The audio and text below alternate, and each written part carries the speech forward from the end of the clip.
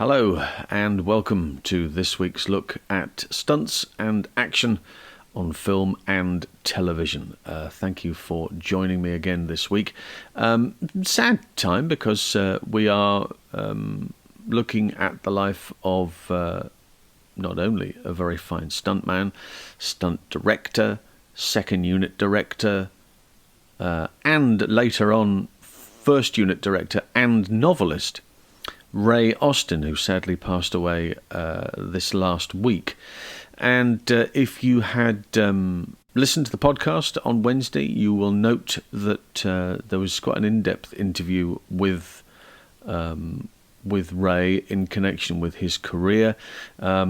This was part of a documentary, if you will, in connection with all the aspects of his career. There's some great footage.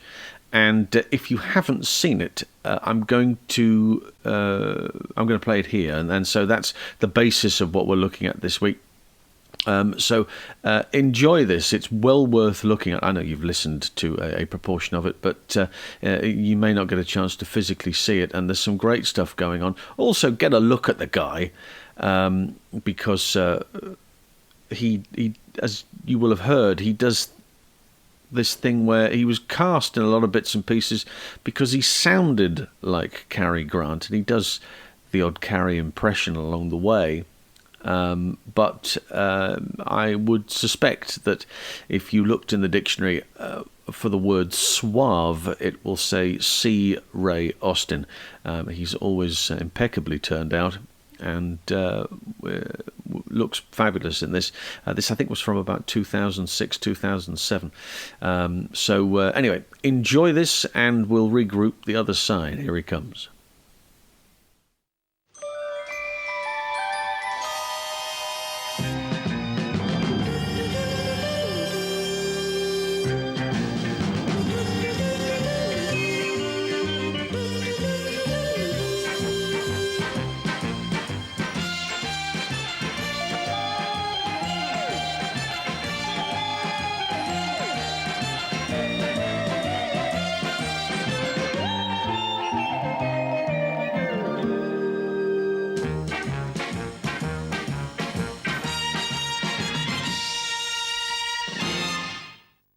I was very lucky. I was in the West End, and I started to look after I was working for a chauffeur agency, and I drove for this company, and I drove an actress called Betsy Drake.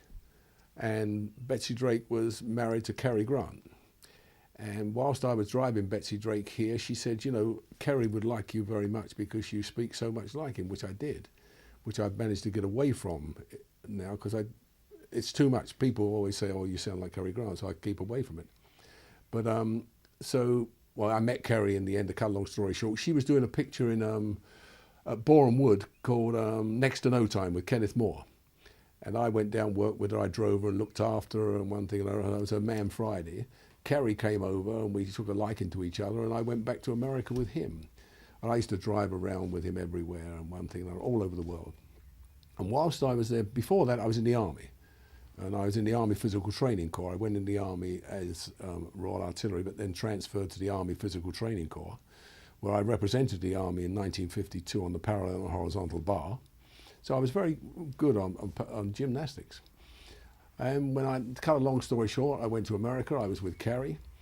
And they used to make a show over there then. It was a short in between other films. It was called Joe Doakes Behind the Eight Ball. And they were 4 minutes, 5 minute shorts in between movies. And they used to do these things, and Joe Doakes always got into trouble. Whatever he did, it went wrong. You know, he invented a gas lighter that wouldn't go out. It kept blowing up, and he put it in a bucket of water boiled over, etc., etc. And they had one going there where he became a gymnast. And he got on the horizontal bar and did kip-overs over and over and over, and couldn't stop. So he let go and went into the audience. Well, in America at that time, they had plenty of stuntmen who could sit in the audience and let someone land on them. I mean, they'd let a row of bricks land on it, wouldn't care, but they didn't have a stuntman who could go over and over on the bar. So Paul Stader, who was Cary's stunt double at that time, said to the producer of it, he said, I know this English guy on the beach. He's down there every day. He's doing this sort of thing. He hangs around with Cary. So Paul came to me and said, would you like to do a stunt in a movie? So I said, yes, I'd like to do a stunt in a movie, because to get in the industry over there, number one, to get a Screen Actors Guild card was very difficult. And the Stuntmen's Association had just been formed. So I said I'd do it. So I did the stunt. I swung round, let go into the audience, and it worked perfectly well. Then they had another thing a few weeks later, to jump a tennis net. After he's won the tennis match, he jumps the net and falls flat on his face. So that was my introduction into the stunt industry over there. And then I got in with the Stunt Boys. I became a member of the association. Now, bless them, I'm an honorary member of the association. Clint Eastwood and I were inaugurated together. But I went on to Spartacus and Peter Gunn and all those series and big movies. On Spartacus, I did the falls on the fence, the rolling of the burning bales, and that was my initiation into the stunt industry over there. I mean, if you remember the crucifixion scene, or that road full of crosses. Well, to do those crosses, we were all stuntmen on there. There was a peg through the cross. We had stuck with glue onto our foot the head of a nail, and there was a head of a nail in each hand stuck. So we used to have to climb up with a ladder, balance on that the 4-inch peg each side with our legs crossed as if they were nailed and our hands up. It was the most uncomfortable stunt ever. And I think there was about, I don't know, 40 or 50 of us on each side of the road. So when the first one got up there, the time they got to the 30th, 40th one, the first one was dying to get down. He's aching, going mad. And when Peter Ustinov and Gene Simmons did the arrival with the horse and cart, Ustinov goes up to Caesar for the greeting. Now, Ustinov knows how long we've been up there, the stuntmen. He was very compassionate over it, because it was purgatory. And no one wanted to do anything wrong and make it work. And Ustinov got right up and he dried. So he looked up at him, and Kubrick couldn't hear because Kubrick was way back, and he said, as I was the second cross in, he said, "Curse you, Curtius, may they boil sprouts in your navel," with a straight face.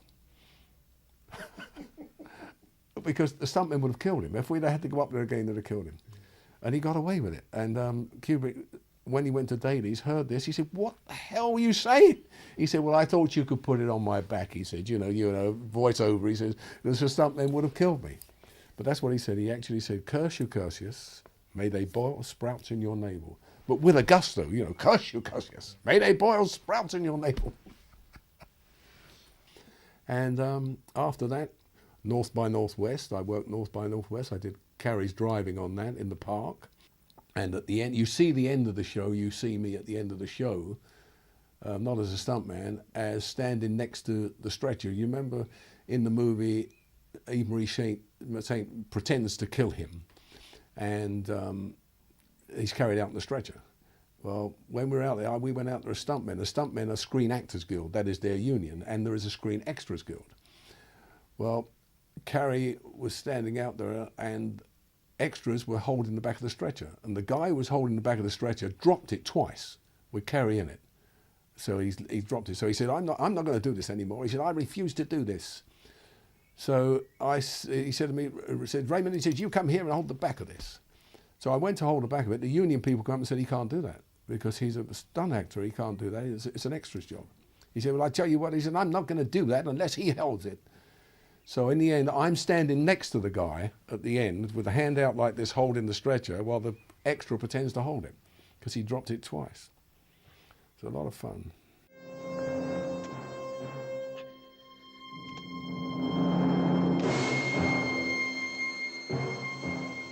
I doubled Martin Landau in North by Northwest. I did the fall off the mountain face of Lincoln's nose. Well, it was going to be a Lincoln's nose, but we changed it because it wasn't working. It went over a little bit to the left of that. But I doubled Martin in that, yeah. We were doing North by Northwest, and we were shooting in the Plaza Hotel. That was when I found out I wanted to be behind the camera. And Carrie was doing the scene coming out of the elevator, and I was standing next to Hitch, who was in his chair. And he said to me, "Raymond," because he called me Raymond, he never called me Ray. He said, "Oh, what do you want to do?" He said, "You're going to keep driving around with Carrie and throwing yourself around?" I said, "No." I said, "I'd like my name on my chair like you." And he said, "Well, keep on." He said, "It'll probably happen." And that was the thing that really got me. And many, many years later, I was directing at Universal, and I was directing a show called BJ and the Bear, I think it was. And I used to walk past Hitchcock's office every day. And one day I thought, so I'm going to go in. And I knocked on the door, went in, and his secretary, Joan, she said, "What can I do for you?" I told her who I was, and she said he never sees anyone these days. She said, "But I'll ask anyway." And she went in the office and came out and she said, "Here, see you." And I went in the office and sat down, and I was there for about 5 minutes. And he said, "I saw your Avengers," and he said, "I think you've done very well." I said, "I'm surprised you even remember." He said, "I remember everything." And that was my last time I saw Hitchcock, and it was a very nice thing. And he knew that I'd worked on his series as well, the one which he franchised in England. Mm-hmm. And I also worked on it in America, the Hitchcock series in America. Yeah, and I shot that in San Francisco and all around over there. It's a good series to work on.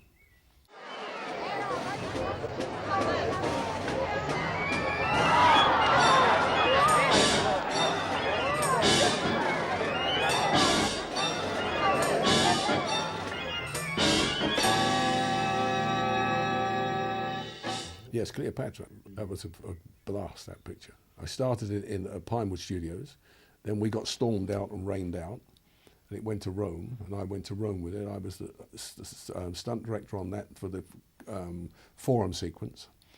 I rehearsed the forum sequence for everybody, and then he came in and shot it. You know, but whilst I was doing this, all the stunt stuff on it, one thing and another, and arranging all the soldiers and the horses, Ray Kellogg, who was the second unit director, had a heart attack, and they had no one there. So I took over second unit director as the stunt director and rehearsed all of that. That was a nightmare thing. I mean, I used to say cut after we rehearsed it. It used to take a week to get everybody back to number one.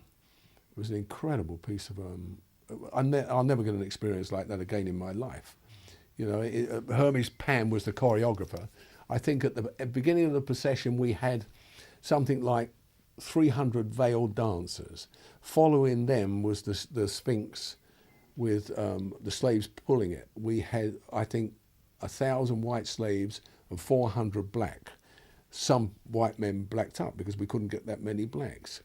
They wanted zebras, so we had donkeys painted black and white as zebras. And we had like 200 trumpeters around the roof of the courtyard. Well, you used to get the first trumpeter up on a platform about 2 foot by 2 with his trumpet. Trumpets didn't sound, obviously, you put that on afterwards, as you know. But we get the first guy up, and by the time we got to number 37, the first guy wanted to come down and pee. So everybody had to stop and while we get the first guy down to pee. And then this guy gets up, and that guy's got a headache. It used to be purgatory. And you think everybody's set, and you look up, and there's three guys missing. And at dailies, when we used to go and look at the stuff on the tests, you'd find people with watches and sunglasses on, and it was absolutely a nightmare. And then afterwards, you'd say, cut, go to number ones. Now you go back to the hotel for 3 or 4 days while the assistants, which I had 30 of them, went back to number one. It was incredible. And also, every day someone died. Someone there died. We had about, I think, 6,000 people on that set. And we were getting them from everywhere. And I had an office above Stuart Lyon's office, and we noticed after about 10 days' work that the other side of a wire fence, there was a pathway. But the pathway never went anywhere. It went to the wire fence. And we couldn't quite make it out. And then we investigated and watched. And what used to happen, the extras used to come in the morning, get their bundle of clothes, go through the spray, because they sprayed everybody dark. No makeup. They're like on Spartacus, they sprayed everywhere with a spray gun. Get their bundle of clothes, used to go to the wire fence, duck under it, walk right the way across the field and back into Rome. 5 o'clock, they would come back across the field to get their money. So production, in the end, what they used to do is tear their chit in half so they could get the money, stop them going home.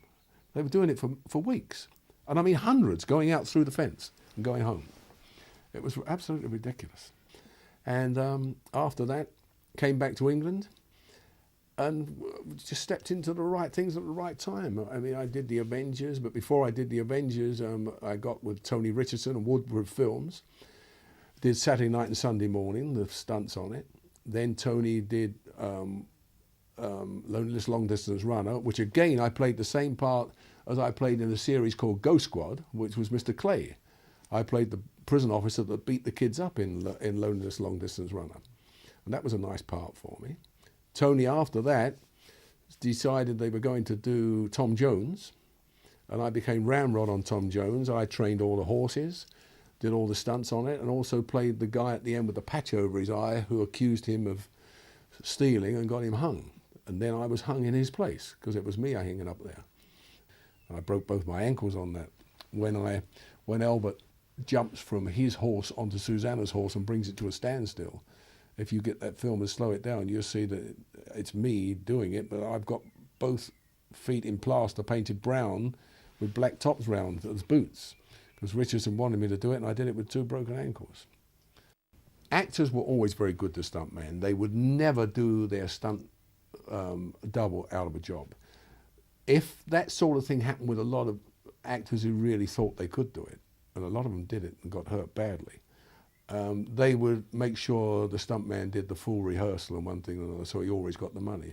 But once we got our equity call, or our Screen Actors Guild call, we were paid whether we did it or not. Unless it was a big stunt like a fall, a high fall, and we didn't do the fall, but we always did. I mean, now you get actors who will do some falls because now there are things like airbags. We never had airbags. We used to fall into cardboard boxes, and it used to hurt. I mean, you know, it's time after time you used to get hurt in cardboard boxes, and unforeseen things happen. I did a fall at the Chelsea Cloisters in London once, and I was on the roof, and the Chelsea Cloisters has a well in the centre. And I had a fight up there. The other stuntman was Paddy Ryan, and he has to knock me in the end, and I go over the edge. Well, that was a high fall in those days, because it was 68 feet, I think it was, down into boxes from the top of the building. And it was night, and as I got to the edge ready to do the fall, Paddy hit me, he gave me the punch. I turned round to go, and as I fell, I saw this white mist in front of me. I couldn't make it out what it was.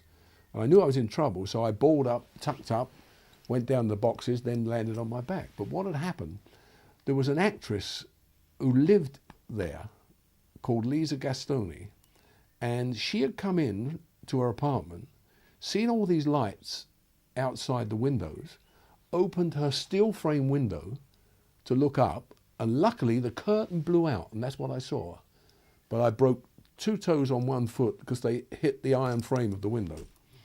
You know, but a simple job like that, you price it as just a 60-foot fall, and the unexpected happened. You know, she was so upset, but she didn't know. She just came in, saw the lights, opened the window, and luckily that net curtain blew out and I saw it. Otherwise, my face would have been straight through that iron frame window.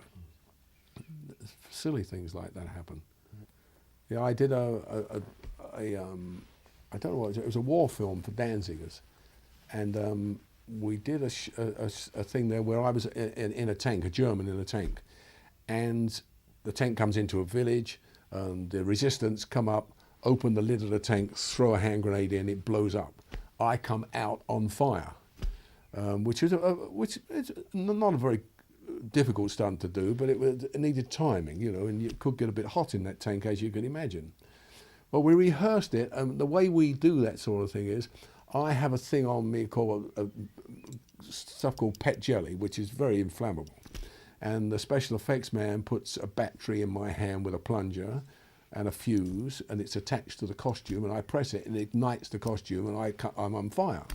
Plus which there are smoke charges in there, which is pretty harmless stuff that fills the thing up with smoke. So first of all the smoke comes out, then the flames, and I come flying out. Well, we worked all this out very nicely, everything's okay. The one thing I hadn't worked out, and stupidity, that the armoured car or the tank, when you slam the hatch, it ratchets and closes 9 turns. As you hit it, it goes 9 times, 9 spins, and locks it for safety. So the tank itself, the lid was ajar so that the stuntman who's playing the resistance fighter can get his fingers underneath it and pull the lid up to throw the hand grenade in. So I'm in there, I've got a smoke charge ready to ignite, which was just a pull, you pull it and it smokes. And I've got the battery operator here to blow it and set me on fire. Once I've done that, I push the lid up and I get out. Well, the tank comes in. It comes to a near stop. The stuntman comes up, lifts it, throws a pretending hand grenade in, slams the lid. I let off the smoke charge. I ignite my suit, go to push the lid up, and it won't go. And it's taken me seconds to realise what's gone wrong. I don't know what's gone wrong. And then I realised I've got to turn the handle. And it was the longest 9 turns of my life. And I managed to get out of there, and they knew something had gone wrong because it was too long. And when I came out, they got the shot, but I got burnt quite badly. I was in hospital for about 5 days with burns on my backs and my arms. Because it takes a long time to turn that handle. That was a very near one I had, very near. They're very difficult stunts, those. Richard Harris, Pat McGowan, Richard Widmark, Gene Barry, Cary Grant, Robert Wagner. There's so many. Stu Granger. Also Victor Mature, but then again everybody double Victor Mature. He would want to double if he had to step up the curb or the sidewalk. Everybody, Zara Khan, everybody. I think if you examine the picture of Zara Khan, whenever he's riding, you'll see the height of the rider changes all the way through the picture. Sometimes it was someone tall, someone big, someone small. Whoever was the closest was to grab him, double Vic, because Vic won't do it. Vic won't do it. All those sort of things. And there's Patrick McGowan. Patrick McGowan would do his own stunts if he got the chance. But not many of the stuntmen wanted to work with Patrick McGowan, I tell you, because he was unpredictable. Patrick would get involved in a fight and he'd start raving crazy, And when they went on to the Prisoner, and it changed to The Prisoner, I think it was Charlie Crichton doing the show, I'm not sure which, they actually attempted a show without a script. And that particular episode starts with him, I think, sitting in a barber's chair having shaving cream around his face. And Patrick, at that stage, was producing it and directing every so often. And they said to him, "Where's the script?" And he said, "Well, we're not going to have a script on this one. We're just going to make it up as we go along." And everybody was saying, "Wait a minute, you can't make up a script here. Like, what do we know? We don't know what clothes you want. We don't know what the scene's supposed to be about. We don't know if you need a cup and a saw or a knife." But he was determined to try it, but I don't think it worked. And I think Lou Grade stepped in the end and said, "Come on, let's get a script and let's carry on." But it got silly. It got very silly, the whole thing. But that was Patrick. He was a very unpredictable fellow. He had a series in America, and I think he shot about 3 episodes, then he didn't come anymore because he didn't like it. And he didn't want to do anymore.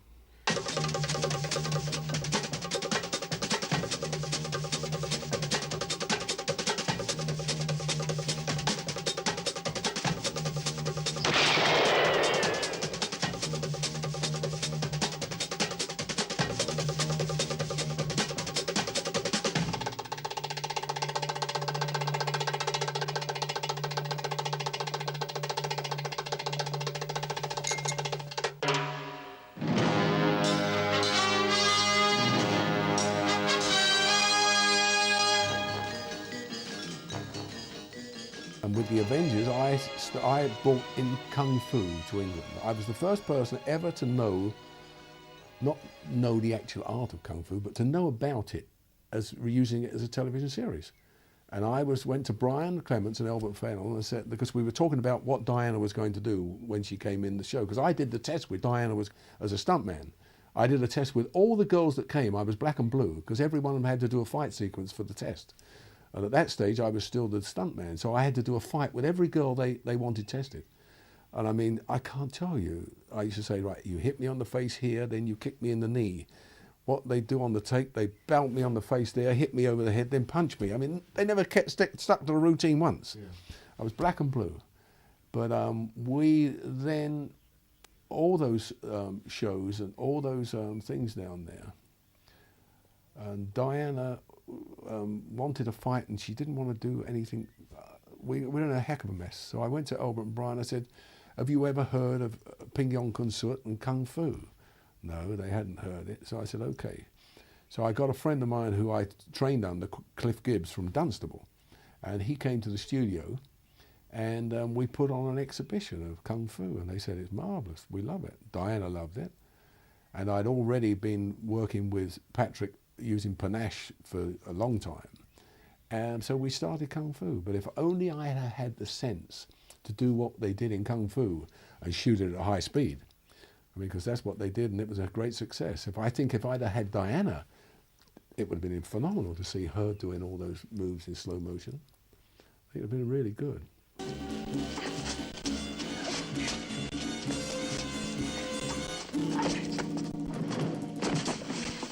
From the stunt director on Avengers, Brian Clements and Albert Fennell gave me the big break of letting me direct second unit, which I think it was called The Bird Who Knew Too Much. I directed Diana doing a high dive off of a board, diving board, a swimming board.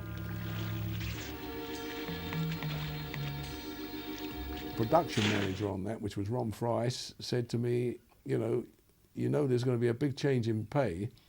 And I wasn't sure what second unit directors got. He said, you'll probably be on £40 a day. Really?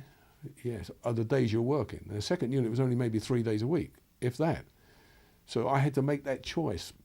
But I wanted it so bad. Then at that time, the young lady that I was married to, I discussed it with her, and she said, well, I think you should do it. And I got ready to do it. Now I handed over then to my second in command, another stuntman, Joey Dunn. He suddenly is going up to 100 and something pounds a week, and I've dropped down to, 40 to 60 pounds. But I did it, and I went for it. Then I had to make the choice, and I chose to stay with the second unit directing. Now, once I went it across to Rob Baker and Roger and got a Saint, then I was back in reasonable money again. But that first few weeks was very hard, and there was times there when I thought, well, maybe I should take a stunt call, because people were still calling me, you see. Even though I was a second unit director, I was getting calls from production companies saying, would I do this stunt, would I do that, or would I organise that fight, or do this fight sequence. But I stuck it out. It was tough, but I stuck it out, and I came across with it. Best thing I ever did in my life. And I went to Bob Baker and told him I was doing it. He said, you want to direct some second unit for the Saint? And I said, I'd really, really like to direct a whole Saint. And he looked at me and smiled, and he said, well, I hear from Albert, Brian, that your stuff was good. He said, let me talk to Roger. So he went and spoke to Roger, and Roger said, yeah, go for it. And it's a very nervous day. Brendan Fraser, I think it was the cameraman, who wasn't too happy with it because he really wanted to direct. But Roger, I couldn't have been happy. I mean, mind you, I knew Roger very well. I'd fought him so many times in different Saints. Because I'd already been on the Saint as an actor, or a stunt actor, as we called it in those days. Because we always used, us stunt people, any of us that could play a line, always looked to get a part with dialogue. And we always had the dream of getting a part with dialogue and reading the script and there was no fight. That would have been the lovely thing, that someone wanted us because we could act. So we used to turn over the pages, there's a line there, a line there. Damn, I get hit over the head there, I get thrown over the cliff here, or I get smashed up here. It never very happened that you got a part where you didn't have to fight. I mean, I was smacked around so many times by Roger Moore, I can't tell you. I mean, nice parts. But I knew at the end I was going to get hell, and I used to get it. I got squirted with hoses, I got thrown over sofas. I broke so much furniture with Roger Moore, it's not true. And then I got a chance to direct him and stand back and have other people do the fights instead of me. But he was as good as gold. He never queried one moment of my direction, ever. I mean, whatever I asked him to do, he did it. If I said enter there instead of there, didn't bat an eye. He'd do it exactly. I mean, he was absolutely marvellous, and I was as nervous as hell for the first 2 days, and it was a 10-day shoot. But I did it. Everything worked fine, and Brian and Albert then saw that episode and said, "Hey, would you like to direct an Avengers?" So then I went to the Avengers directing, and then Monty Berman found out about me and rediscovered me, and I was doing Jason King. I can't remember which order they were in those days. It's a long time back. There was Jason King. There was Jason King. So, across the road, I used to go across there and do Sergeant Cork and those things there. But obviously the Champions.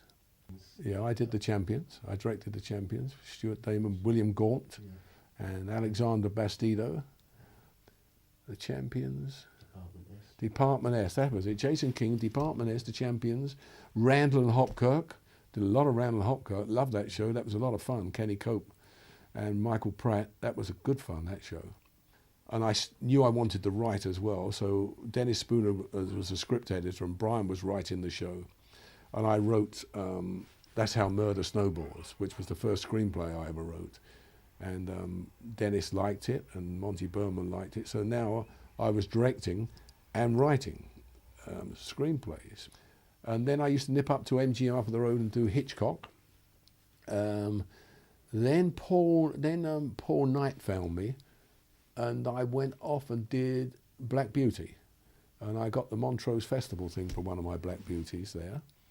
I did Black Beauty. Then I wanted to make a film of my own, and I did a documentary called Perfume Garden in 1970.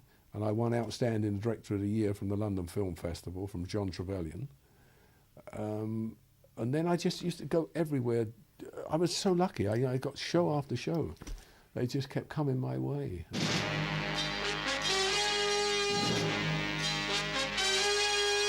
The New Avengers. Well, the New Avengers, you see, you had the team of the old Avengers. So the only thing that was wrong, if anything can be classed as wrong with the New Avengers, is you brought in a third person. You brought in Gareth, who's a good actor, a nice guy, and always on time, knows his words, but you fitted him in a slot which wasn't his, it was Patrick's. So everybody was judging him. Everybody judged him. And it's the same with all those shows. When you put someone else in, I mean, Linda Thorson.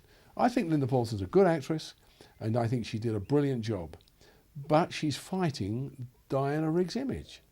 You know, you bring her in and you say, now it's the Avengers and you're Tara King. And forget Emma Peel. They're not going to forget Emma Peel. So this girl has got to fight this. Same with Ian Ogilvy when he took over from Roger and the Saint. They've all got this problem, you know.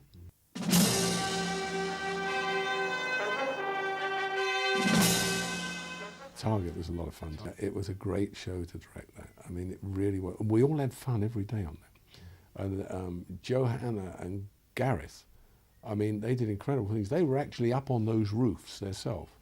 And we were up high there, those roofs. Those roofs were about 40 feet above the ground. And that's our lead actress and our lead actor up there actually doing it. And I had Johanna walking along parapets, you know, and as an ex-stuntman, I knew what was going on through her head. And I'm directing this. But it was such a great show. I mean, it really was. And it's become sort of an occult episode, that. And Patrick with his makeup on that. I mean, it was really good fun. And it was exciting, really exciting. And that was the one that started me off in America. I went over with Brian Clements for a meeting. He had the meeting there, and he took targets with him to show Quinn Martin. And Quinn Martin saw it and said, this is a great show, he loved this. He said, who directed this? And he said, the guy who was down the road waiting for me, Ray Austin, he's down there. So he asked me to come up and met me and told me how much I liked the show. And a few weeks later, an agent called Ronnie Leaf called me with 8 hours of television, starting with a Hawaii 5-0, going out straight from here. I was going to do, I had already shot the pilot of The Saint with Ian Ogilvy, the remake of The Saint, and I was in the middle of getting ready for another show when they offered me this 6 hours or 8 hours in Los Angeles. First I went to Brian and Albert Fennell and said, hey, what do I do? You know, I'm prepping Bob Baker's show. And Brian said, go and see Bob. So I went to Bob Baker. I said, listen, they've offered me a contract in America to direct all this stuff. He said, go. He said, don't be crazy. He said, I can get someone else here to finish the show. He said, go. And I got on an airplane and went and never looked back. I went from Hawaii back to Los Angeles to shoot a pilot called The Sword of Justice. Then I did The Hardy Boys, straight after that. Then on to Love Boat. Then back on A Man Called Sloan. And then back out to Hawaii for another Hawaii 5-0. And from then on, I was on a roll. I was enjoying myself too much. I was doing the thing I always wanted to do, to be behind a camera and direct. And I was just, it was a dream. I mean, a dream that came true, and I would work day, night, whatever. The only thing I found hard and was difficult was meeting their schedule when I first went over there, because, you know, over here, our Avengers and our Saints were taking us 10 days to shoot, and a hard 10 days. You know, we used to have to shoot 4 pages, 5 pages a day, and it was hard. And when I went out there, someone said, "You've got 7 days to shoot this." Oh boy, hello. It was very difficult, very difficult.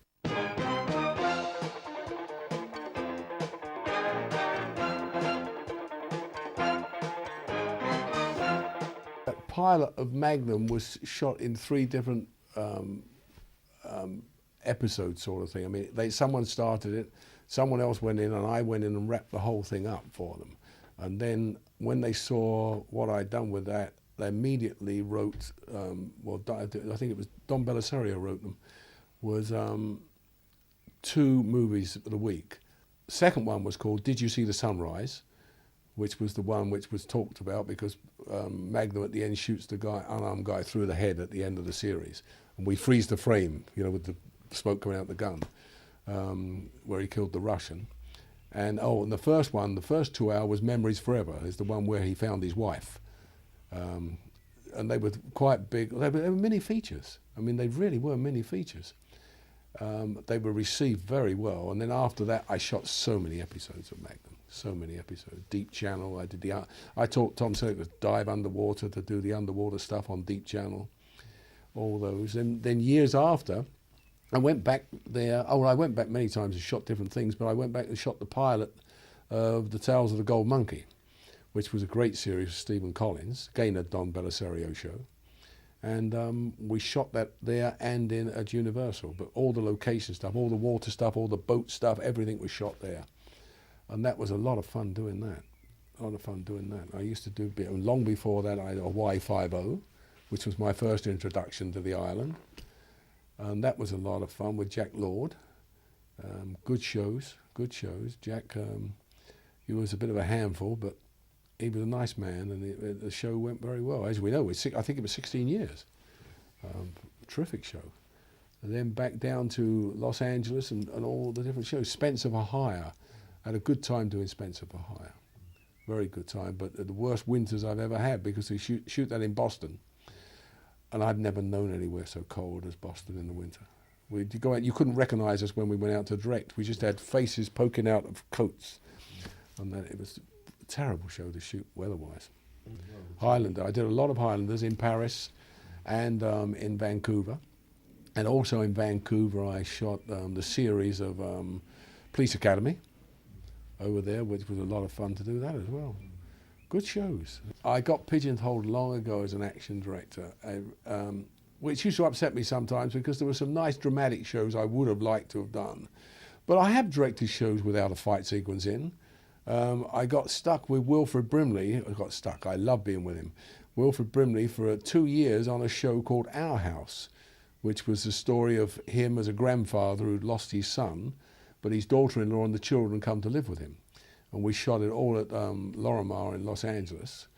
But it was a good show. There was no violence in it at all. They were good family shows. And I used to like Black Beauty, because Black Beauty wasn't that much violence. You know, we had the odd highwayman and a little fight sequence. But they were nice shows. I used to like to get away from the action if I could. I mean, I really did.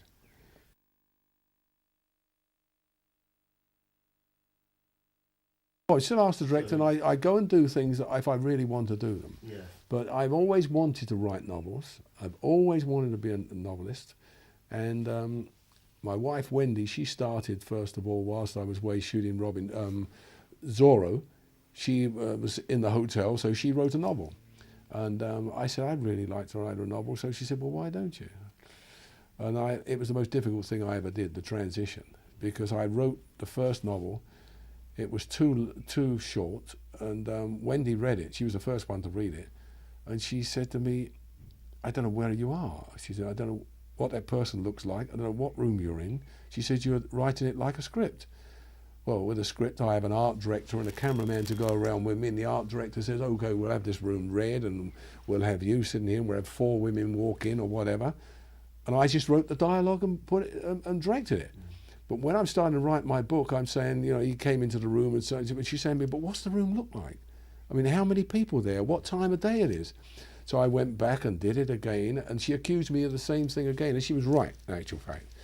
And eventually I got the hang of it, and the book turned out 300 pages in the end instead of 109.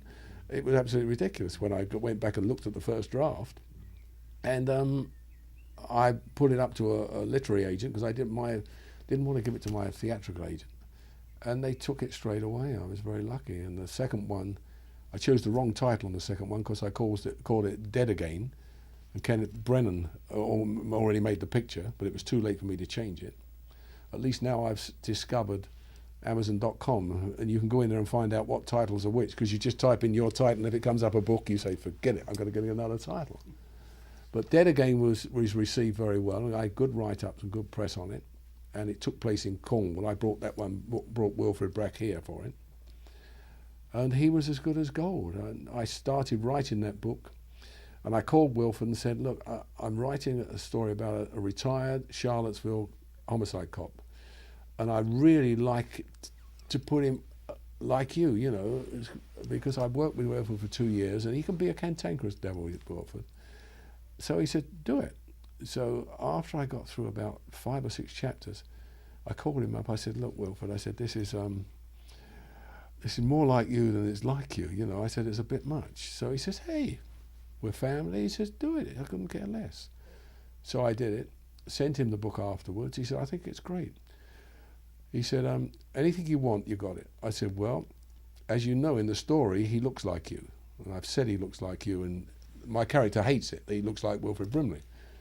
So he said, what do you want? I said, well, I'd love to be able to use a picture of you on the cover, back of head or something like that. He said, you don't have to use back of head. He said, use what you want. So on the cover of both my books is Wilfred Brimley, but as Buford Sloane. The second book has got his PI license, and it's Wilfred's photo on there. And he's been so nice about it, so nice. No, I've never directed anything I've written. Well, I have, but pages, you know, on rewrites. I mean, so many times I've been doing shows and I've got to rewrite scenes and that. In that way, yes, but not actually the whole script. No, I've never done that. But I've just finished the screenplay because I've got another book. I wanted to get away from Buford Sloane, my American detective, for a while, so I've written a book for England called Find Me a Spy, Catch Me a Traitor, which I've also finished a screenplay on, and I'm hoping to get that way here later in the year, and if so, that will be the first time I've directed one of my own subjects. I'm looking forward to that, if I can pull it off. The third book comes out next month of the Wilfred Brimley series. The first one was Eagle Heist, the second one was Dead Again, and the next one that comes out is From Out of the Shadows. So I've done the whole spectrum, from getting knocked about by Roger Moore, you know, writing my own novels. And I live in the country now, which is very nice. I can sit there and do it, or I go down and do JAG every so often. It's a good life. It's a good life.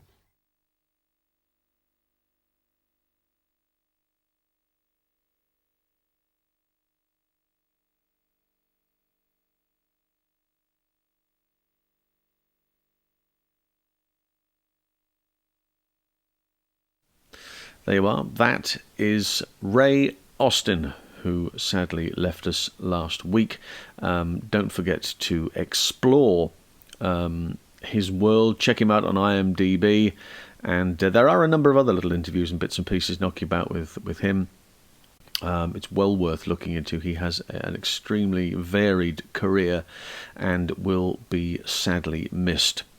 Next week, we are going to be looking at Taurus. Taurus nominations are out for 23, and we're going to go through some of those and try and explore the reasoning behind some of these. I'm often fascinated by Taurus Awards, particularly the nomination status, because you will find that a picture can be nominated for Best Stunt Coordinator and Second Unit Director, and that is never mentioned in any other category, which has always fascinated me.